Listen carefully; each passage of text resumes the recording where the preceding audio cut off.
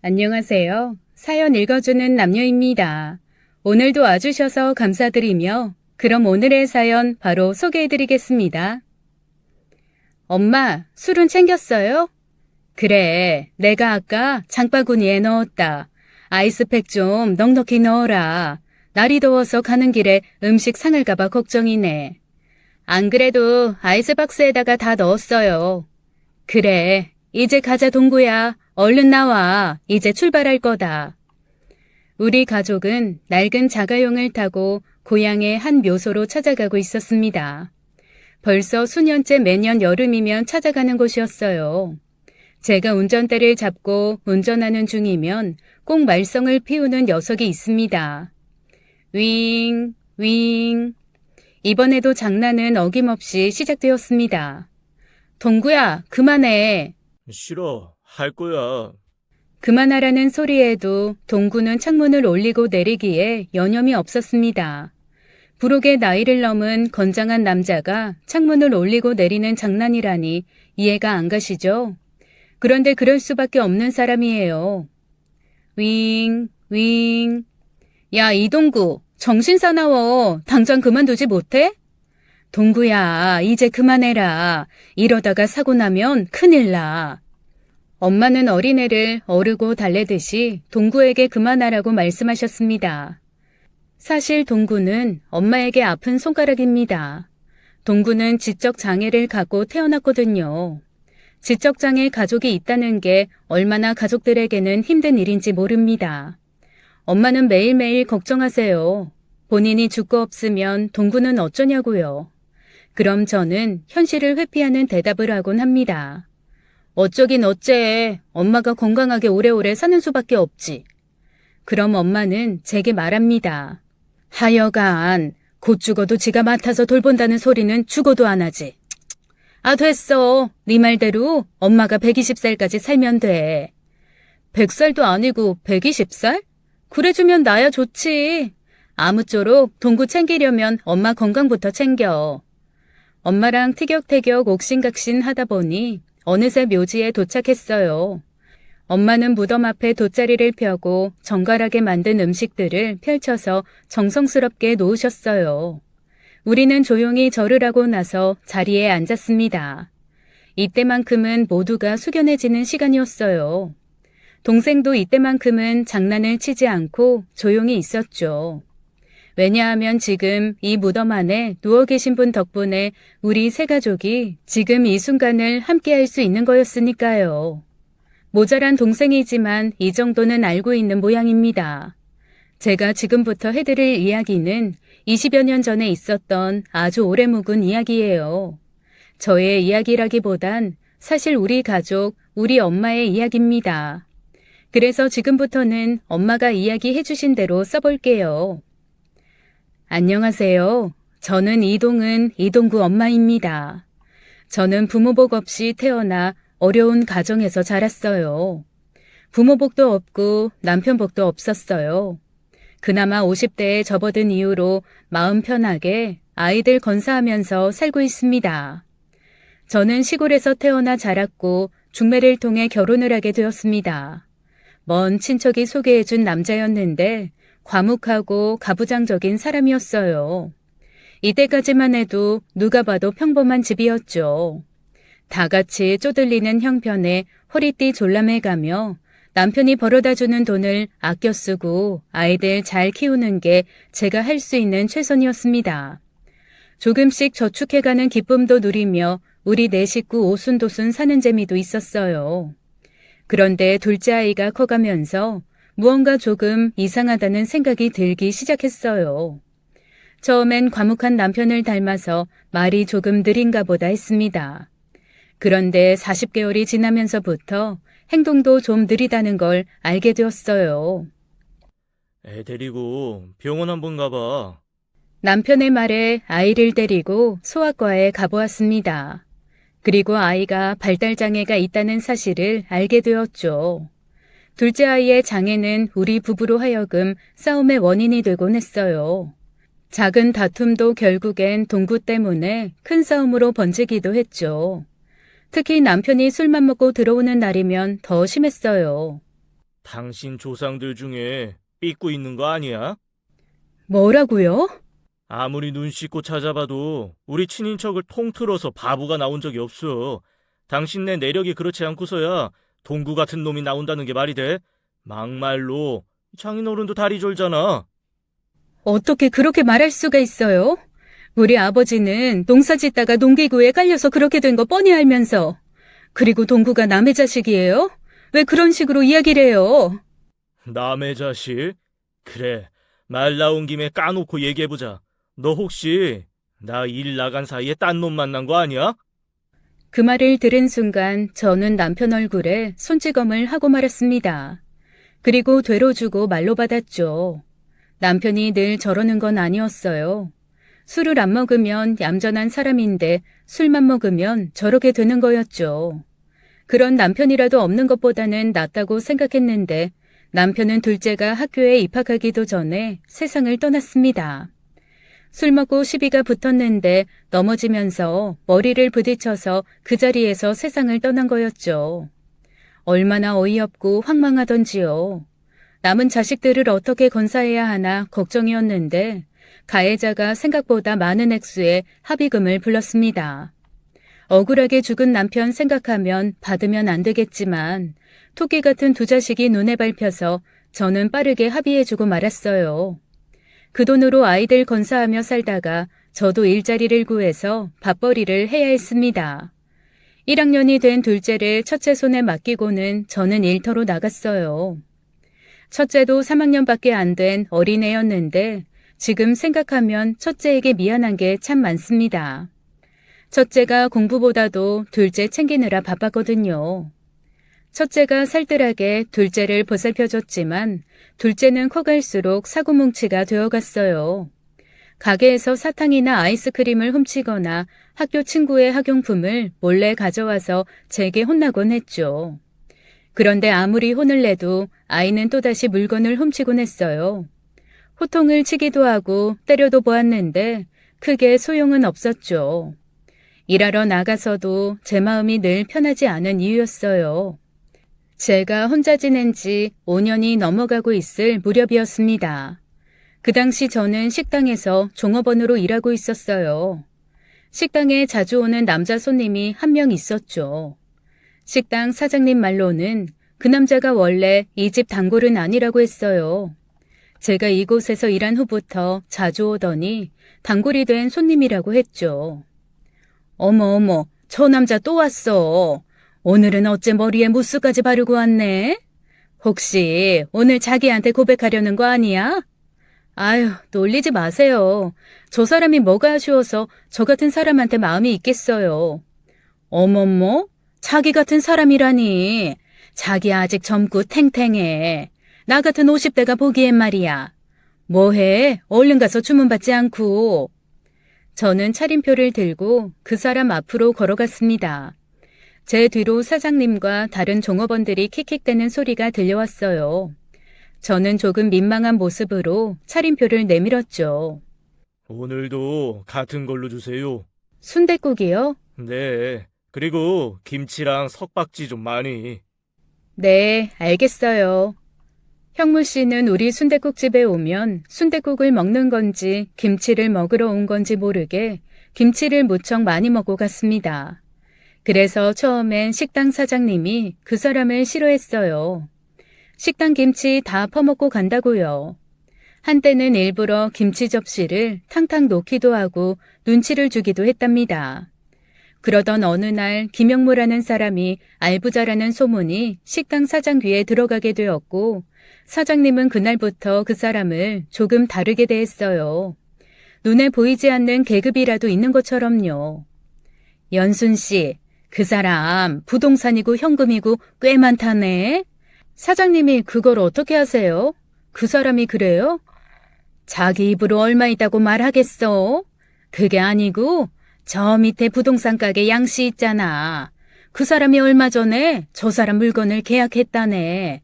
근데 그게 꽤 값나가는 건물인가 봐. 연순 씨, 이참에 재취하는 거 어때? 됐어요. 바람 넣지 마세요.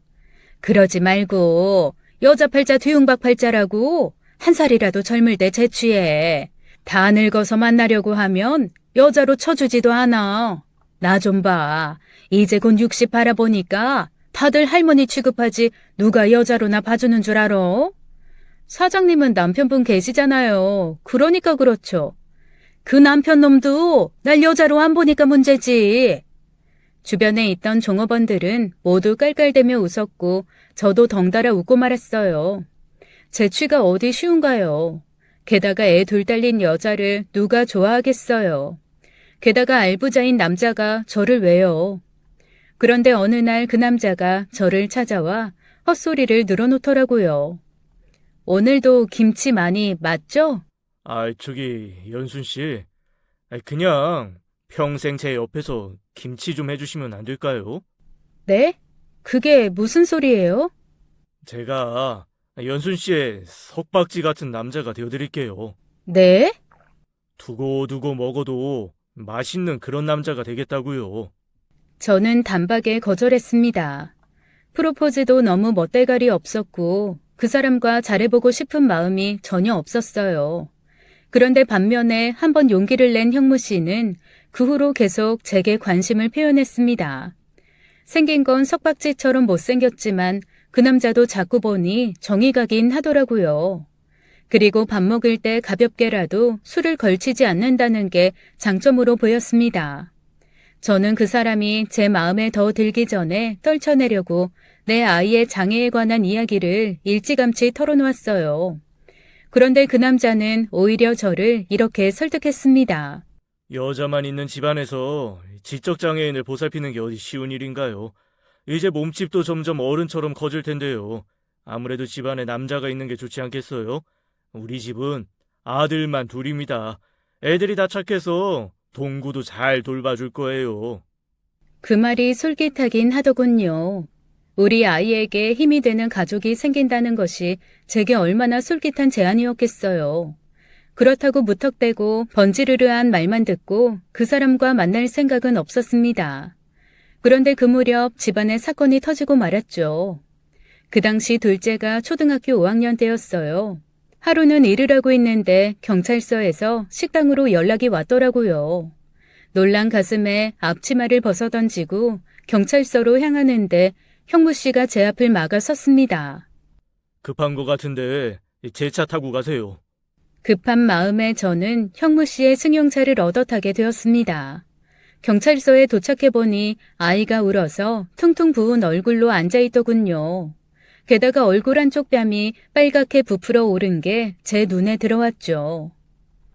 애가 문방구 앞에 놓여있는 게임 기계를 돌로 부셔놔서 문방구 아저씨가 화가 많이 나셨어요. 정말로 문방구 주인은 화가 잔뜩 나 있더군요. 평소에도 아이가 물건을 자주 훔쳐서 안면이 있는 문방구 주인이었어요. 저는 일단 자초지종을 들어보았습니다. 아이가 깨부순 기계가 승률 게임 같은 거라서 이기면 코인이 나오는 기계인데 우리 애가 그 기계를 돌로 내리치고 부쉈다고 하더군요. 아이에게 물어보니 학교 형들이 시켜서 그랬다고 했습니다. 형들이 잘한다 잘한다 하면서 부추겨서 아이는 그 말을 고지곳대로 듣고 기계를 부순 거였어요. 하루 이틀도 아니고 도대체 이게 몇 번째예요? 이제 물건 훔치는 것도 모자라서 이 기계를 다 부셔놓고 말이야. 정말 죄송해요. 뭐라고 드릴 말씀이 없네요. 그 기계 어제 새로 들인 거란 말이에요. 혼자 사는 여자라고 불쌍히 여겨서 봐줬더니 이건 해도 너무하네. 기계가 한두 푼 하는 것도 아닌데. 제가 변상해 드릴게요. 정말 죄송합니다. 아이고, 변상할 능력은 되시고 지난번에 애가 훔쳐간 물건값도 겨우 갖다 줘놓고는 혼자 사는 여자라 불쌍해서 봐줬더니 돈으로 변상 못하면 몸으로라도 변상을 하든지 해요. 가진 거 없고 혼자 사는 여자라 이런 대우 받는 것쯤은 견딜 수 있었습니다. 하지만 문방구 주인의 다음 말이 제 가슴에 비수로 꽂히더군요. 애 바보로 낳아놨으면 똑똑하게 관리라도 좀 합시다. 네? 뭐라고요? 우리 애가 100번 잘못했지만 그런 이야기까지 들으니 저는 못 참겠더라고요. 저는 문방구 주인 멱살이라도 잡을 심산이었어요. 그런데 그 순간 형무 씨가 나섰습니다. 뭐? 몸으로 변상? 그게 지금 경찰서에서 할 소리입니까? 그 돈 내가 줄게요. 얼마면 돼요? 내가 그 돈 줄 테니까 그딴 말 짓거린 거 이 여자 앞에서 무릎 꿇고 싹싹 빌어요. 형무 씨가 지갑을 열자 10,000원짜리 돈다발이 지갑에 꽉 차게 들어있는 게 눈에 들어왔습니다. 그리고는 돈을 꺼내 내미는데 그게 그렇게 멋있어 보이더라고요. 형무 씨 기세에 저도 용기를 내어 내 새끼 뺨은 누가 이래 놓은 거냐고 따졌네요. 그러자 문방구 주인이 아무 말 못하고 원산만 보더라고요. 결국 그날이 계기가 되어 제가 그 사람과 결혼을 하게 되었어요. 결혼하고 보니 형무 씨는 꽤나 재산을 많이 저축한 남자였어요. 형무 씨의 집은 시내에 있는 2층짜리 주택이었는데 시골에 있는 집들 치고는 꽤 좋은 편에 속했습니다. 그래서 결혼하면서 저는 중년에 인생 좀 펴려나 보다 하고 생각했죠. 결혼 초에 형무 씨는 정말 누구보다 자상한 남편이자 인자한 의붓 아버지였어요. 제 아이들에게도 정말 잘해주었어요. 아버지의 부재를 채워주는 남자라니 두 번째 남편 복은 있는 줄 알았죠. 그런데 그게 아니라는 건 시간이 흐른 뒤에야 알게 되었습니다. 형무 씨의 애정이 식은 건지 이 남자의 본 모습이 원래 이런 건지 남편은 천천히 조금씩 변해갔어요. 당신 가계부는 쓰고 있지? 지난달 거 가져와봐. 왜요? 평소랑 똑같이 썼는데 무슨 문제 있어요? 평소보다 5만 원이나 더 썼던데 대체 뭘 한 거야? 아니, 지난달엔 애들 고기를 좀 더 먹였잖아요. 그래서 그렇죠. 당신, 내가 돈 벌어온다고 돈 쉽게 쓰는 것 같아. 앞으로는 내가 매달 확인할 테니까 좀 아껴 쓰라고. 알겠어요. 결혼한 지 3년 차쯤 되었을 때였어요. 하루는 가계부를 가져와 보라고 하고는 어째서 지난달보다 생활비를 더 썼냐고 따지더군요. 속으로는 좀 황당하고 어이없었어요. 남편 자식들인 재석이와 재훈이가 고기가 먹고 싶다길래 고기를 사서 구워준 것뿐인데 가계부를 검사받고 있자니 새삼 치사하게 느껴졌죠. 그럼에도 저는 남편과 잘 지내고 싶은 마음에 그저 알았다고 했습니다. 그런데 남편의 치사함은 그걸로 끝나지 않았어요. 하루는 재석이와 재훈이만 데리고 운동을 간다며 나가더군요. 저녁은 집에 와서 먹겠다던 남편과 아이들은 저녁 9시나 돼서야 돌아왔습니다. 현관에서 아이들이 신발을 벗고 자기들 방으로 후다닥 들어가는데 숯불 냄새가 진동을 하더군요. 애들이랑 고기 먹고 왔어요? 아이들이 오랜만에 고기 먹고 싶다길래. 그럼 우리도 좀 같이 데려가지 그랬어요. 운동하고 나니까 너무 배가 고파서 얼른 가서 후딱 구워 먹고 왔어. 다음엔 같이 가자고, 어? 처음엔 그럴 수 있다고 생각했습니다. 그런데 그런 일은 그 후로도 계속되었어요. 나중엔 제가 기분이 상해서 남편에게 먼저 말을 꺼내게 되었죠. 당신 혹시 우리한테 돈 쓰는 게 아까워요? 그게 무슨 말이야? 그렇지 않고서야 맨날 당신 애들만 데리고 나가서 고기 먹이고 오는 게 말이 돼요? 거참 사람 치사하게 만들고 왜 그래? 힘들게 일하고 온 사람한테. 보자 하니 너무하잖아요. 먹는 걸로 치사하게. 우연히 그렇게 된 걸 가지고 당신 도대체 왜 그래? 그리고 당신 애들 우리한테 네 애 내 애 구분하는 거 보니까 당신이야말로 속으로 우리 애들 차별하는 거 아니야? 뭐라고요? 전 단 한 번도 그런 적도 없고 그런 생각 해본 적도 없어요. 내가 그동안 애들한테 얼마나 잘해줬는데 그런 식으로 말해요? 나도 마찬가지야. 애들 차별한 적 없다고. 그런데 당신이야말로 왜 그런 식으로 평소에 생각하느냔 말이야. 그럼 그렇게 생각 안 하게 당신이 우리들도 데리고 같이 외식하러 가면 되잖아요. 아이고, 알았어. 거참 사람 쪼잔하게 만드네. 알았으니까 이제 그만해. 아주 시끄러워 죽겠네. 남편에게 서운함을 말하자 남편은 저를 나쁜 계모의 이상한 사람으로 만들었습니다. 그리고 나서 남편이 한 일이 뭔 줄 아세요? 인심 쓰듯이 외식하자며 우리를 콩나물 국밥집으로 데려간 거였어요. 재훈이와 재석이는 안 먹는다고 해서 집에 있고요.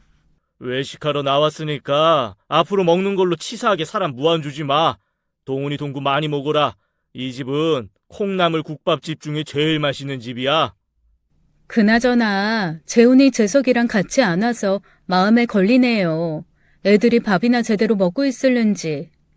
평소라면 아이들을 데리고 왔을 남편이었어요. 남자애들은 잘 먹여야 한다고 늘 말하는 사람이었거든요. 그런데 그날은 어쩐지 그 두 아이들 이야기만 나오면 딴청 피우기 일쑤였죠. 저 사람이 웬일로 저러나 싶었는데 집에 가보니 그 이유를 알겠더군요. 현관문을 열고 들어서는데 고소한 치즈 냄새가 집안에 가득했습니다. 콩나물 국밥 4그릇보다도 더 비싼 피자를 아이들이 시켜 먹었던 거예요. 아이들이 무슨 돈이 있어서 그 비싼 피자를 시켰겠어요? 당연히 남편이 시켜준 거였겠죠. 우리는 값싼 콩나물 국밥집으로 데려간 사이의 말이에요. 이쯤 되니 남편의 꼼수가 보이더군요. 그래놓고는 먹는 걸로 치사하게 무한 주지 말라니 어이가 없었습니다. 항상 그런 식이었어요. 남편이 돈이 없는 것도 아닌데 그 풍족함은 그 사람과 그의 친자식들만 누릴 수 있는 거였죠. 아무것도 모르는 주변 지인들은 제가 제출을 잘했다고 생각했지만 실제로는 그렇지 않았어요. 가랑비에 옷 젖듯이 저와 제 아이들은 이 가족 구성원에서 조금씩 소외되어 가고 있었습니다. 그걸 남편의 자식들도 알았는지 우리 애들과 저를 함부로 대하기 시작했어요. 제 딸아이에게 당연하다는 듯이 자기들 방 청소를 시키고 동구에게는 몹쓸 장난을 치곤 했습니다. 야, 이동은, 내 방 좀 치워줘. 그걸 내가 왜 해? 오빠 방인데. 그래, 재석아. 자기 할 일을 남한테 미루면 못 써. 얼른 네가 치워. 아니 왜 공부하는 애한테 집안일을 시키고 그래? 당신은 집안일 안 하고 낮에 뭐 했어? 오늘 당신 회사에 서류 갖다 주러 다녀왔잖아요. 그럼 동훈이한테 좀 하라고 그래. 그 집에 뒀다가 뭐해? 내 집에서 편히 살면서 그 정도도 못해? 아무리 애들이라고 밥값은 해야 될 거 아니야? 뭐라고요? 제가 따지려는 듯이 눈을 치켜 세우자 남편은 방으로 들어가더군요. 저는 애들이 보는 앞이라 차마 그 자리에서는 뭐라고 못하고 조용히 남편을 따라 들어갔어요. 당신 나랑 얘기 좀 해요. 내가 우리 집 식모예요? 왜 또 그래 피곤하게. 내가 이러려고 당신이랑 결혼한 줄 알아요? 나 이렇게는 못 살아요. 나 참 어이가 없어서 동훈이 집안일 좀 시키려고 했다고 이러는 거야. 솔직히 당신 입이랑 동훈이 동구 입으로 들어가는 식비가 얼만 줄이나 알아? 뼈 빠지게 일해서 돈 벌어와서 먹이고 입혀주면 고마운 줄 알아야지. 누군 일할 줄 몰라서 안 한 줄 알아요? 당신이 집안일만 해달라면서요. 아이고 그만 좀 하자. 아주 피곤해 죽겠다. 남편의 주특기가 또 나오더군요. 할 말 없어지고 불리하면 피곤하다며 들어 눕는 거 말입니다. 결국 남편과 얘기도 제대로 못 해보고 부부싸움은 흐지부지 끝나버렸어요. 싫은 티와 불만을 표현하면 남편도 어느 정도 알아듣겠거니 했습니다. 그런데 그러면 그럴수록 남편은 더 치사하게 나오더군요. 정말 간신히 입에 풀칠할 정도로만 생활비를 줄여서 주기에 제가 안 되겠다 싶어서 일을 구하게 되었어요. 집안일이야 어떻게 되든지 말든지 신경 끄고 말입니다. 그랬더니 남편이 식당에 찾아와 행패를 부리더라고요. 제가 남자 꼬시려고 이 식당에 취직한 거라며 당장 자르라고 식당 주인을 윽박지르기까지 했습니다. 창피한 건 둘째치고 식당 주인에게 눈치가 보여서 더는 다닐 수가 없더라고요. 결국 제 입으로 그만두겠다고 하고 집으로 다시 들어앉았어요. 생활비 원래대로 줄 테니까 살림이나 잘해. 그렇게 또 살았습니다. 살아가는 세월만큼 제 마음의 불만은 쌓여갔죠. 저보다도 아이들에게 너무 미안했어요. 저 때문에 겪지 않아도 될 차별을 겪어야 했으니까요. 그래서 큰딸이 20살이 되었을 때 이혼하자고 이야기했어요. 하지만 남편은 자신은 바람도 안 피우고 가정폭력도 안 쓰고 생활비도 꼬박꼬박 갖다 주는데 이혼해줄 이유가 없다고 하더군요. 저는 마음속으로 생각했습니다. 우리 동구만 취직시켜 놓으면 무슨 수를 써서든 이혼해야겠다고요. 동구가 20살이 되었고 마트에서 실습 후에 취직까지 하게 되었어요. 카트 정리하는 업무였는데 아이가 잘 적응하고 있다고 해서 한시름 놓았죠. 동구도 자기가 돈을 번다는 것에 어깨가 으쓱한 모양이었어요. 둘째 아이가 자리를 잡아가자 저는 모든 숙제를 마친 것 같은 기분에 그동안 쌓인 스트레스가 한 방에 날아가는 것 같았어요. 그래서 남편과의 사이도 이전보다 좋아졌습니다. 남편이 변했다기보다는 제 마음이 너그러워져서 사이가 좋아진 거였어요. 하지만 마음에 행복감이 들기 시작한 지 얼마 지나지 않아 우리 가족에겐 또 한 번 큰 시련이 찾아왔죠. 어느 날 남편이 한 통의 전화를 받더니 백지장 같은 얼굴로 변했습니다. 무슨 일이냐고 묻는 제게 잠깐 나갔다 온다고 하고는 심각한 얼굴로 나가더군요. 그리고 몇 시간 후에 남편의 중마고우인 순철 씨한테 전화가 왔습니다. 당장 경찰서로 오라고요. 무슨 일인데요? 일단 사고가 좀 났는데요. 동구가 왜요? 일단 오시면 말씀드릴게요. 저는 옷도 제대로 안 걸치고 불이 나게 뛰어나갔습니다. 그리고 도착한 경찰서에서 청천벽력 같은 이야기를 듣게 되었어요. 듣고도 믿어지지가 않았습니다. 그들이 말하길 우리 동구가 사람을 죽였다고 했으니까요. 저는 그럴 리 없다고 무슨 소리냐고 되물었어요. 이동구 씨가 몰던 차량이 사람을 쳤어요. 그 사람은 그 자리에서 즉사했고요. 듣고도 믿어지지가 않았습니다. 어머니 죄송해요. 동구가 운전해보고 싶다고 해서 제가 운전 연습 시켜주다가 그만. 재석이는 말을 끝까지 마치지 못하고 끝내 눈물을 보이더군요. 이미 와있던 남편이 그런 재석이를 안아주었어요. 남편 옆에 있던 남편 친구 순철 씨도 재석이에게 한마디 해주었습니다. 네 잘못 아니니까 너무 자책하지 마라. 넌 그저 동생한테 운전 연습 시켜주려고 했던 거잖아. 사고는 운이 나빴을 뿐이야. 동구는 어릴 적부터 자동차를 좋아했어요. 그래서 20살이 되자마자 운전면허증을 땄습니다. 하지만 운전면허증을 딴다고 바로 운전을 잘하는 건 아니잖아요. 저는 동구에게 나중에 차가 필요해지면 도로 연수 받고 나서 운전해도 늦지 않다고 일러둔 상태였어요. 하지만 저는 지금 이 상황이 이해가 가질 않았습니다. 재석이가 일부러 동구에게 운전을 가르쳐 주려고 차를 끌고 나왔다는 게 말이에요. 평소 동구 일이라면 인상부터 찌푸리는 아이들이었어요. 예전에 제가 집을 비울 때면 동구 좀 잠깐 봐달라고 해도 싫다며 진저리를 치는 아이들이었습니다. 게다가 사고를 낸 차는 재석이가 가장 아끼는 차였어요. 남편이 재석이가 대학 졸업반이 되자 특별히 사준 차였거든요. 취직하면 타고 다니라면서요. 그런데 재석이가 그런 차로 동구의 운전 연습을 시켜주다니요. 이번 일을 겪지 않았더라면 절대로 생각할 수 없는 일이었습니다. 우리 애가 그럴 리가 없어요. 우리 동구 어디 있어요? 제가 직접 물어볼게요. 그러자 동구가 지금 심신이 불안정한 상태여서 아무도 만나고 싶어 하지 않는다는 이야기를 듣게 되었어요. 저는 말도 안 되는 소리 하지 말라며 동구가 있는 곳만 알려달라고 했지만 저에게 협조해주는 사람은 아무도 없었습니다. 심지어 남편과 순철 씨도요.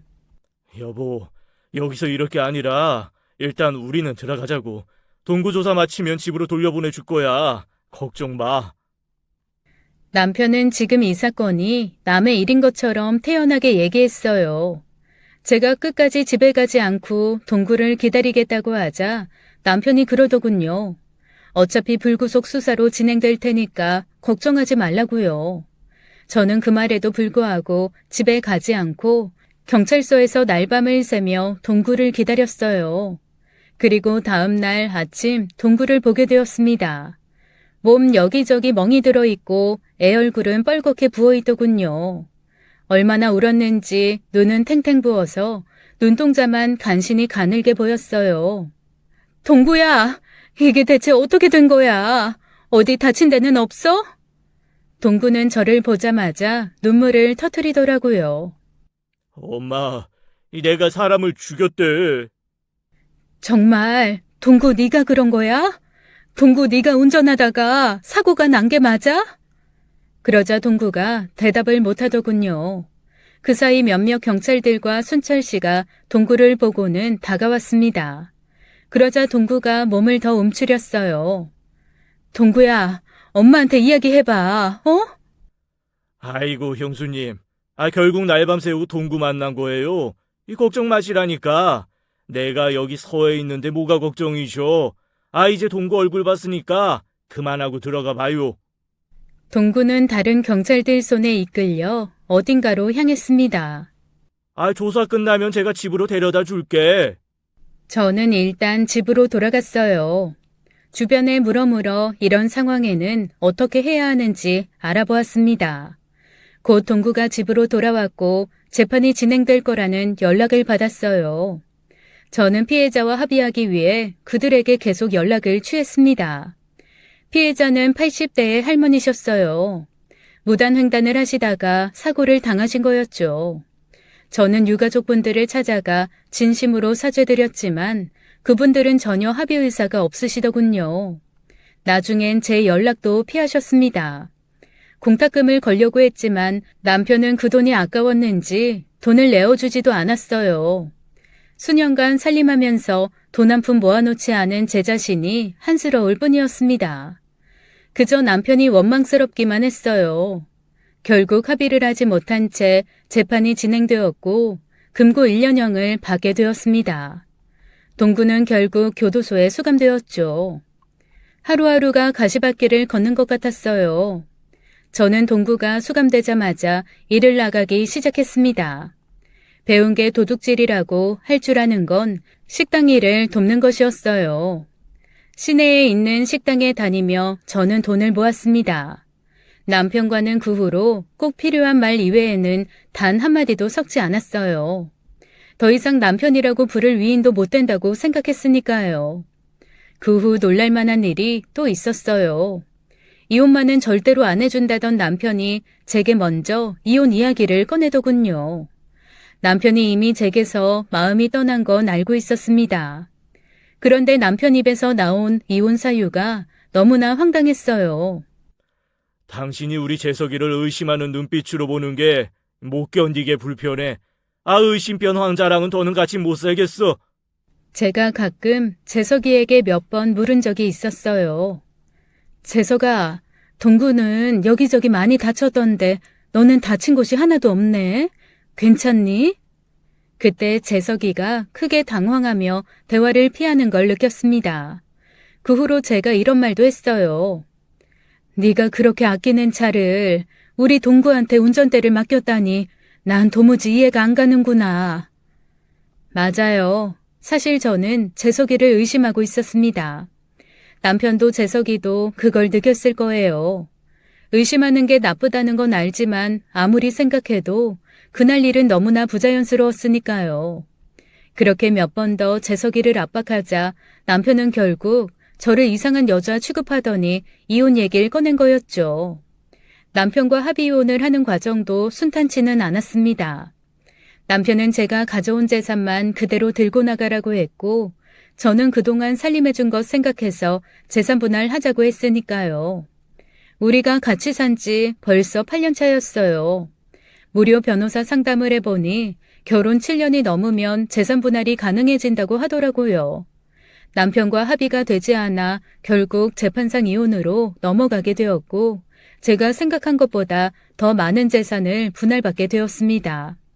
반반까지는 아니었지만 결혼 후 남편이 형성한 재산이 꽤 많았기 때문에 저는 큰 금액을 받게 되었습니다. 저는 재산 분할 받은 돈으로 집부터 마련했어요.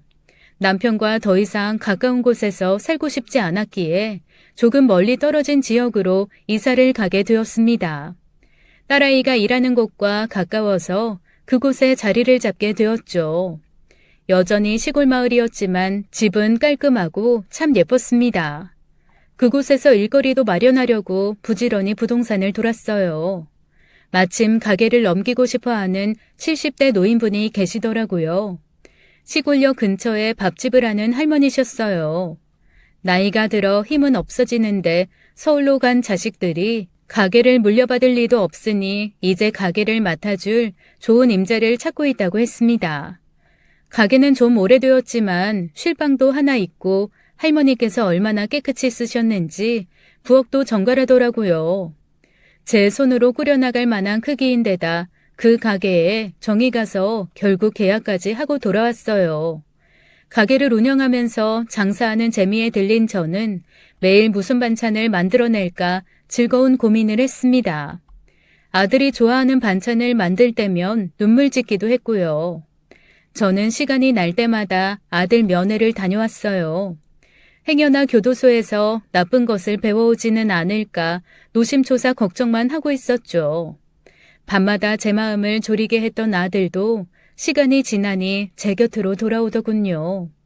저는 아이들을 제 곁에 두고 돌보면서 가게 일에 매진하게 되었습니다. 단골들도 생기고 점차 오는 손님들도 늘게 되었어요. 그래봤자 테이블 4개가 전부인 작은 식당이었지만요. 사계절이 지나가고 또다시 찾아온 어느 겨울날이었어요. 그날따라 잠이 오지 않아서 새벽같이 일찍 가게로 나섰습니다. 뜬 눈으로 잠 못 자고 밤을 새우느니 재료 준비나 하자 싶었던 거죠. 집을 나서니 눈이 쌓여 있더군요. 저는 털장화를 신고 집에서 걸어 나왔어요. 길이 미끄러워서 조심조심 한 걸음씩 떼어가며 가게까지 도착을 했는데 저는 그만 깜짝 놀라고 말았습니다. 가게 앞에 사람이 쓰러져 있었어요. 할아버지, 괜찮으세요? 이보세요. 정신 차려봐요. 저는 급히 가게 안으로 들어가 수화기를 들었습니다. 그리고 119에 신고를 했어요. 구급차가 와서 할아버지를 병원으로 데려갔고 제가 얼결에 보호자가 되고 말았죠. 할아버지의 신원을 확인할 수 있는 그 어떤 것도 찾지 못했거든요. 할아버지는 빙판길에 쓰러져 뇌진탕이 온 것 같다고 의사들이 그러더군요. 곧 깨어난 할아버지는 사고 당시의 상황을 잘 기억하지 못했습니다. 그리고 할아버지 가족들도 기억하지 못하고 있었어요. 의사들은 시간이 지나면 기억이 돌아올 수 있다며 너무 걱정 말라고 했습니다. 검사 결과 머리에 큰 이상은 없어 보인다며 며칠 더 지켜보다가 퇴원하면 된다고 했어요. 저는 본의 아니게 모르는 노인의 병간호를 하느라 가게 문을 3일이나 닫게 되었습니다. 할아버지는 점차 기억을 되찾긴 했는데 가족들 없이 혼자 산다고 했어요. 당장 돈도 없다고 해서 결국 제가 수납을 하게 되었습니다. CT까지 찍는 바람에 돈이 수십만 원이나 나왔어요. 그리고 저는 할아버지를 집까지 모셔다 드리게 되었어요. 그나마 다행인 건 할아버지가 집은 기억하고 계신 거였죠. 집 주소를 찾아가 보니 저희 집에서 얼마 떨어지지 않은 곳이었습니다. 집은 아주 오래된 낡은 주택이었습니다. 폐가가 아닐까 싶을 만큼 사람 손이 닿지 않은 듯한 그런 집 같았어요. 벽에는 아이들이 그린 낙서가 잔뜩 있었고 문도 옛날식 한옥문이었죠. 그 집을 보고 나니 병원비 받기는 틀렸구나라는 생각이 들었습니다. 사실 돕기로 마음먹었을 때 돈 받을 생각도 없긴 했지만요. 할아버지, 앞으로는 사람 없는 시간에 나와서 돌아다니지 마세요. 제가 그 시간에 거기 있어서 망정이지 안 그랬으면 큰일 날 뻔하셨어요. 고마워요. 아내가 이 은혜를 어찌 갚아야 할지 모르겠네. 은혜는요. 저 시내역 근처에 우체국 옆에 있는 식당 운영해요. 언제 한번 놀러 오세요. 제가 요리를 잘하거든요. 고마워요. 내가 죽기 전에 이렇게 좋은 분 만나서 기분이 좋네. 병원비도 대신 내줬다고 들었는데 조만간 내가 병원비 갚을게요. 조금만 기다려줘요. 인사를 마치고 저는 다시 가게 일로 돌아왔어요. 그런데 그날 이후부터 할아버지가 정말 저희 가게에 식사를 하러 오셨습니다. 일주일에 2-3번은 찾아오셔서 맛있게 식사를 하고 가셨어요. 아마도 고마운 마음에 우리 가게 음식을 팔아주시려나 보다 했습니다. 자주 얼굴 뵙다 보니 할아버지와도 이런저런 이야기를 하게 되었죠. 할아버지는 할머니가 돌아가시고서 계속 혼자 살고 계신데 이곳이 고향 땅이라고 했습니다. 젊은 시절 서울로 가서 살다가 지금은 혼자서 고향으로 내려와 살고 있다고 했어요. 그러던 어느 날 할아버지가 쇼핑백 하나를 들고 오셨더라고요. 제게 그 쇼핑백을 내미는데 그 안을 보니 돈이 잔뜩 들어있는 거예요. 저는 놀라서 이게 웬 돈이냐고 물었고 할아버지는 대신 내준 병원비를 갚는 거라고 했습니다. 돈을 대충 보아도 제가 낸 돈에 한 10배는 더 들어있는 것 같았어요. 많지도 않아. 500만 원이야. 내 목숨 살려준 거에 비하면 터무니없이 적지만 내 성의를 생각해서 받아줘. 안 돼요. 저 이 돈 못 받아요. 무슨 병원비가 500이나 된다고요. 제가 거절하자 할아버지가 그러시더라고요. 자기는 돈 허투루 쓰는 사람 아니라고요. 그래도 꼭 써야 할 때는 꼭 쓰는 사람이라고 말이에요. 그렇게 말씀하시는데 그 눈빛과 표정이 너무나 비장해서 그 돈을 엉겁결에 받게 되었습니다. 갑자기 생긴 꽁돈이었지만 차마 그 돈을 못 쓰겠더라고요.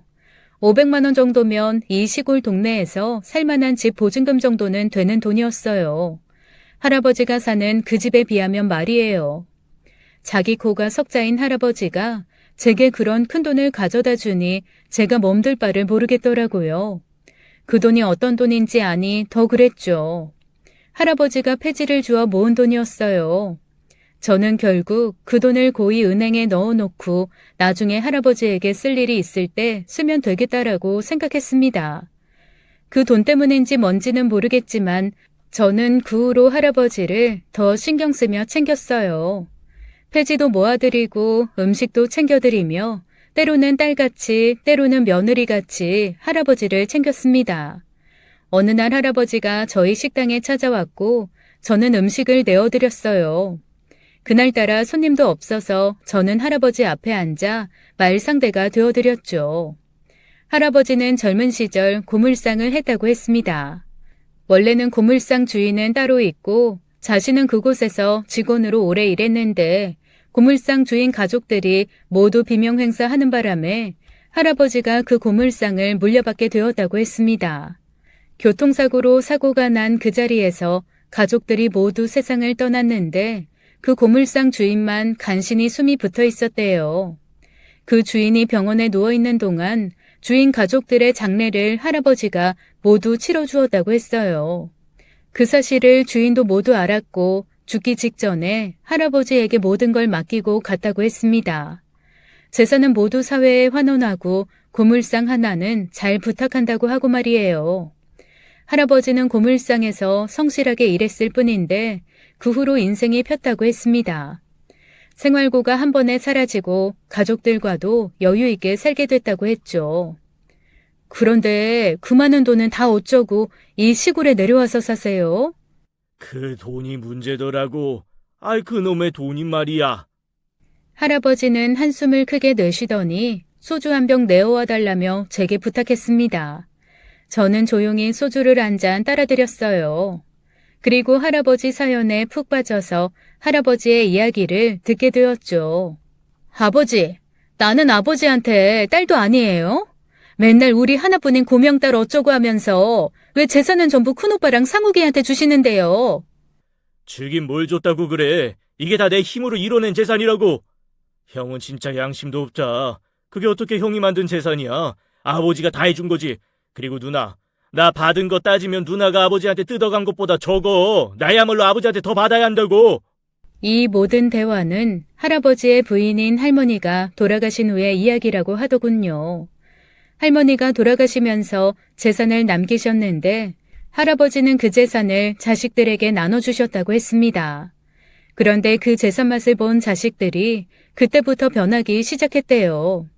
누가 더 받는지 서로 감시하고 어떻게든 할아버지에게 더 받으려고 형제간의 이간질도 서슴지 않았다고 했죠. 형, 동생 간의 주먹 다짐까지 오고 갔다고 하니 부모로서 그걸 보는 심정이 어땠겠어요. 그래서 이곳으로 오신 거예요? 자식들 꼴 보기 싫어서요? 돈이 다 무슨 소용이야. 오히려 우리 가난했던 시절이 더 좋았다. 이 방 한 칸에 온 식구가 다 모여서 옹기종기 모여 웃으면서 살던 날들 말이야. 그럼 설마 그 집이 젊은 시절에 사시던 집인 거예요? 그렇다고 하더군요. 그 집이 결혼하고 마련한 첫 집이라고 했습니다.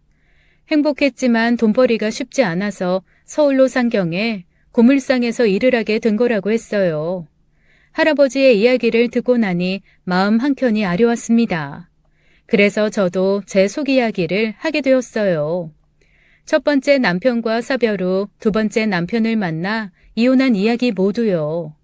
그리고 불과 몇 년 전에 겪은 아들의 이야기까지 모두 털어놓았습니다. 어느새 제 손에도 소주잔이 들려 있었죠. 애가 출소하고 나서 그러더라고요. 자기가 그런 거 아니라고요. 할아버지는 제 이야기를 유심히 듣고는 한 말씀 하셨습니다. 애초에 찜찜한 건 그냥 두는 게 아니야. 세상에 억울한 거 참고 살면 안 된다고. 알아들어? 이제 와서 뭘 어떻게 하겠어요. 이미 죗값도 다 받고 나왔는데. 할아버지는 눈을 위로 치켜뜨며 저를 쳐다보았어요. 못난 어미 탓에 죄 없는 자식을 교도소에 보낸 것 같아 마음이 불편하더군요. 그 사이 딸랑이는 종소리가 들리며 손님이 들어오는 바람에 우리의 대화는 거기서 끊겼습니다. 그리고 얼마 후부터 할아버지가 식당에 뜸해졌어요. 나중에 할아버지를 찾아가 보니 병원에 다녀왔다고 하시더라고요. 그리고는 놀랄만한 이야기를 하셨습니다. 내가 아무래도 치매에 걸린 것 같다. 네? 아니, 어떻게 그런 일이. 할아버지, 요즘은 약 잘 먹고 관리하면 치매도 천천히 온대요. 너무 걱정 마세요. 누가 내 걱정한대. 내가 문제가 아니라 자식들이 걱정이지. 할아버지가 치매에 걸리자 병원에서 보호자 연락처를 끊임없이 물어봤다고 했습니다. 결국 큰아들 전화번호를 대셨나 봐요. 큰아들에게 연락했으니 자식들 모두가 알게 되는 건 시간 문제였죠. 얼마 후 큰아들이 올라와 할아버지를 모셔가려고 하더군요. 그런데 할아버지는 단호히 거절하셨대요. 거기 가봐야 애들 싸움 구경밖에 더 하겠냐고요. 할아버지가 치매 걸렸다는 소식을 듣게 된 자식들이 하나둘 시골 마을로 찾아왔어요. 다들 예의도 바르고 많이 배운 사람들처럼 점잖더군요. 겉으로 보기에는 할아버지가 말씀하신 것처럼 그렇게 나쁜 자식들 같지는 않았어요. 큰딸은 제게 찾아와 말씀 많이 들었다며 감사 인사에 홍삼 선물 세트까지 놓고 가더라고요. 큰아들은 할아버지 치매 고친다고 병원 문지방 닳도록 돌아다닌다고 했죠. 큰 놈이 지 동생들보다 한 푼이라도 더 받을 줄 알았는데 내가 치매 걸렸으니 발등에 불이 떨어진 모양이야. 내가 죽으면 애들 셋이 똑같이 나눠야 하니까 말이야. 에휴, 설마 그래서 그러겠어요. 할아버지 치매 고친다고 제 딴에는 애쓰는 것 같던데요. 그놈 시커먼 속을 어찌 알겠소. 그런데 아니나 다를까 자식 셋이 서로 할아버지를 모셔가겠다고 싸움이 붙었더라고요. 제가 할아버지를 찾아간 날 문 밖으로 큰 소리가 들렸습니다. 저는 얼른 집 안으로 들어가 봤어요. 서로 티격태격 하다가 할아버지를 가운데 두고 서로 모시겠다고 잡아 끌고 하다가 결국 할아버지가 쓰러지셨고 그 바람에 머리를 문갑에 부딪히고 마셨어요. 머리에서 피까지 흘리시고 정신을 잃으시는 바람에 또다시 구급차를 타고 병원으로 가셨죠. 할아버지는 쉽게 눈을 뜨시지 못했습니다. 저는 할아버지의 자식들을 나무랐어요. 도대체 누굴 위해 모셔간다고 이 난리 들인 거예요? 할아버지는 가기 싫으시다잖아요. 그러자 자식들은 하나같이 입을 모아 제 3자는 빠지라고 하더군요. 가족들 일이니 관여하지 말라고 하는 게 그게 그 말이었죠.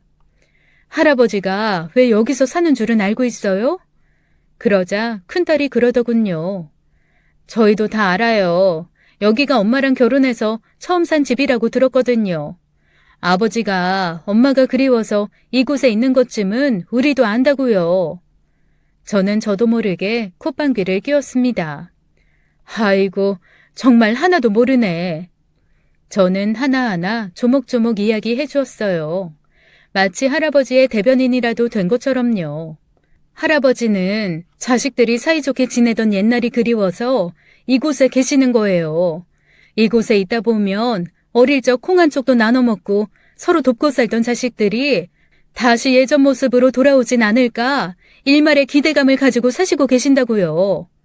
막내 아드님이 길 가다 못에 찔렸을 때 기억나요? 큰아드님이 학교에서 업고 집까지 데려왔다면서요.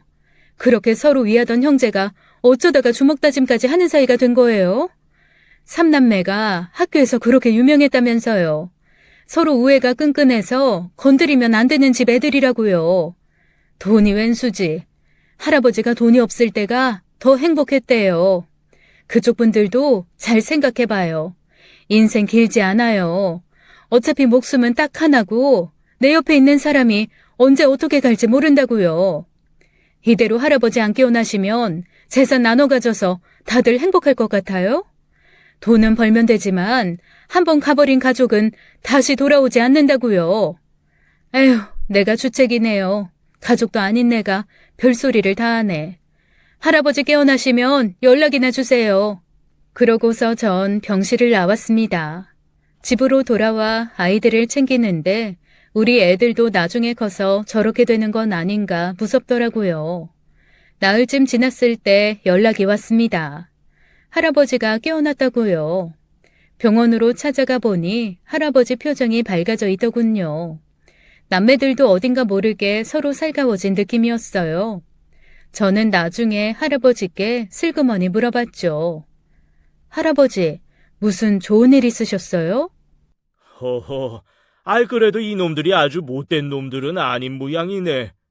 제가 그날 그렇게 나가고 나서 자식들은 한동안 말이 없었다고 했습니다.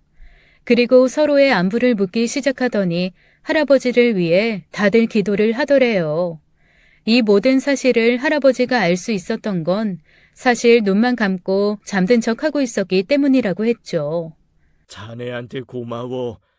부모인 내가 백날 이야기해도 못 알아먹던 애들이 남이 얘기하니까 철석같이 알아듣네.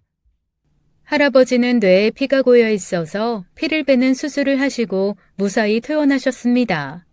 세 남매가 할아버지를 모시고 우리 식당에 왔더군요. 애들이 오늘 서울 간다고 해서 내가 한턱 쏘려고 데리고 왔다. 다른 데 맛있는 데도 많은데 그냥 백반으로 드시겠어요? 이 집 백반이 이 동네에서 제일 맛있는데 뭘.